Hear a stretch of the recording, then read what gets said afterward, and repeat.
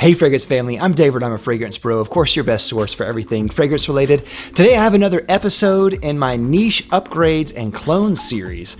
Now sometimes you just want a fragrance that smells better than the original. Maybe you had a designer or mainstream fragrance and you just want kind of a more expensive, luxurious option. So you want a niche upgrade.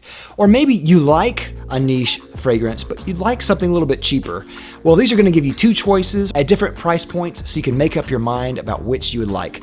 All of these smell similar. Maybe some of them smell a little bit different or better. You'll have to just see for yourself. And of course, if you like this type of content, don't forget to subscribe down below and click that little bell to get a notification every time I make an upload.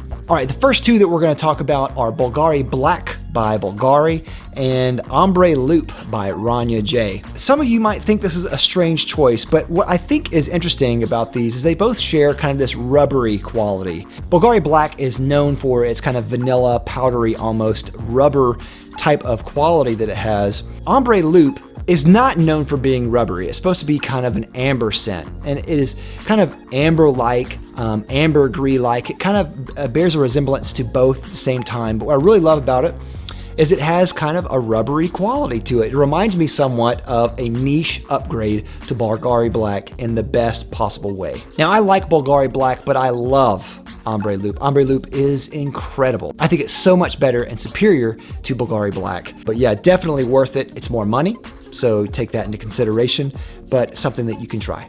The next two that we're going to talk about is Calvin Klein Obsession by Calvin Klein and Soul by Costume National. Now, Soul is a fragrance that is a little bit under the radar by a house that is somewhat under the radar, Costume National. Now, Calvin Klein Obsession was great, and it's one of those fragrances that I think is a benchmark for masculine perfumery, but it's kind of just a shell of its former self, as is the Calvin Klein brand for perfumes.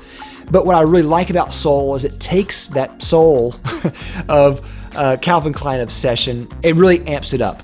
So it's that kind of ambery, woody, spicy quality that is Calvin Klein. It reminds me of the best qualities of Calvin Klein when they were good with Obsession. So definitely check out Soul. And of course, if you tried Soul first but haven't tried Obsession and you want something cheaper, of course, Obsession is a lot cheaper, so definitely check that out too. All right, next two are Pomelo Paradis by Atelier Cologne and Sundrunk by Imaginary Authors. Now, if you saw my review of Sundrunk by Imaginary Authors, you heard me say that these bear a similarity, and they really do. They're very close.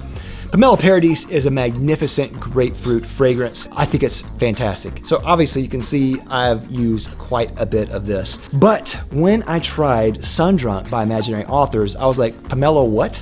I'm just gonna give this one up. So I haven't picked this one up at all. And so I've worn this one more. This one is similar, but there's just more to it, which is why I like it more. There's no grapefruit in the notes, which is really interesting. There's other notes in here, which you can go watch my full review of that.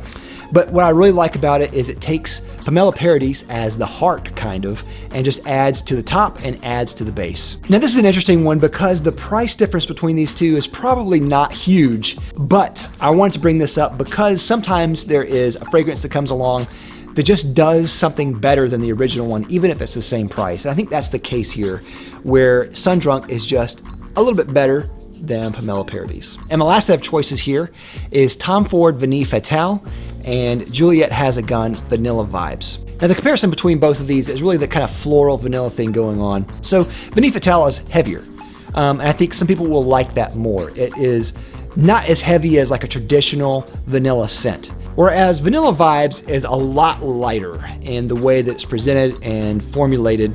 It is designed to be more of a summer type of fragrance, and I think it really works with this. And I think both of them do something that is interesting in their own ways, but you kind of have to smell both of them to see which one you like more. Personally, I like Vanilla Vibes more. I think it's a little bit more wearable. I think it's more interesting, but some people might disagree with me. They might like Vineeth Fatale more. So it really just kind of depends on your kind of just personal flavor. Both of these are considered niche scents, but this one is a lot more affordable in that regard. And so I think this one is something that I think a lot of people who like designer or mainstream scents can get a lot easier than a Tom Ford. But definitely check out both if you haven't already. With that, I'd like to thank my sponsor, Fragrance X. Fragrance X is an online retailer that sells thousands of legitimate fragrances for a discounted price. If you're considering buying a fragrance, definitely check out Fragrance X. I'll have a link down below to them as well as a coupon. So that is all I have. What do you think of these comparisons? What are some of your favorite niche upgrades or designer kind of clones-ish type things? Let me know down in the comments. I'd love to hear them. And if I find them and I can smell them and I agree with them, I'll put them in the next episode. Thanks again for watching, guys. Don't forget to like, comment, and subscribe on the way out. I love you for it. I'll see you next time. I'm David with the Fragrance Bros. Bye.